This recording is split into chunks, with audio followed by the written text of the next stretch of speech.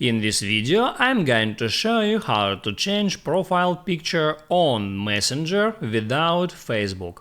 That is quite simple and easy to do, so let's begin. And first, open up Messenger application and here at the top left hand corner hit Add your profile picture.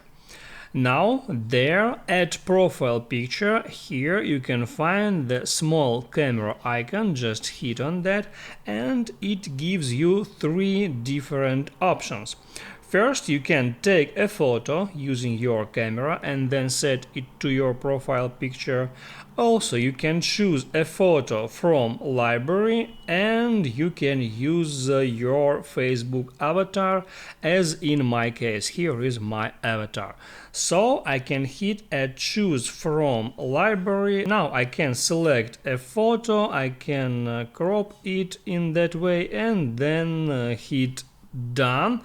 And I can save it as my profile picture. Also, here it says that my profile photo will also change on Instagram. And guys, that's how it works. If this video helped you out, don't forget to like and subscribe.